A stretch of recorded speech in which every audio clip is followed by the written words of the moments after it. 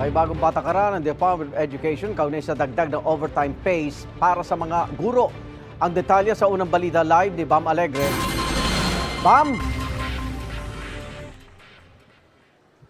Igan, good morning. Magandang balita para sa mga guro, lalo at kasisimula lamang ng National Teachers Month dahil naglabas na ng mga polisiya kaugnay sa overtime pay ng ating mga teacher. Alinsunod sa nilabas sa polisiya, 125% kada oras ang rate ng mga guro ang kanilang overtime pay tuwing weekday at 150% naman kapag weekend o holiday.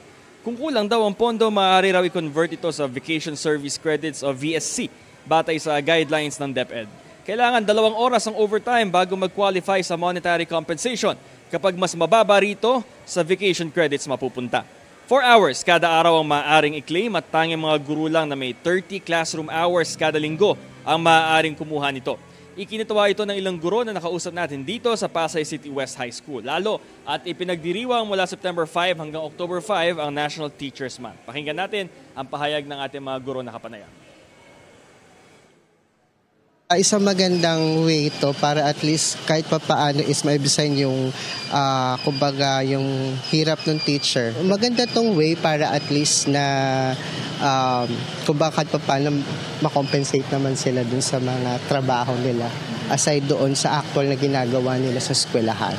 Malaking boost yon for the moral ng teachers because kahit papaano mabibigyan pa rin ng attention or ng effort yung overtime pay para sa mga teachers. Kasi talagang a lot of teachers is nagbibigay ng effort, nag-extend ng effort para sa mga bata sa school works.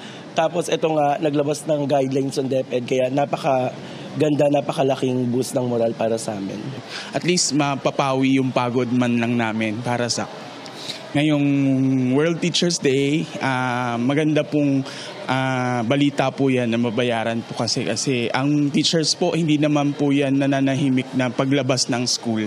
Hanggang bahay, hanggang sa daan, iniisip namin kung ano yung magiging outcome ng trabaho namin sa loob ng school. Para sa mga bata din. Igan, ilan din sa mga hakbang para mag-improve yung quality of work and life ng ating mga guro, yung pagbabawas ng 57% sa mga school form, pati yung pagsulong sa kanilang medical allowance. Ito ang unang balita mula rito sa Pasay. Bam Alegre para sa GMA Integrated News.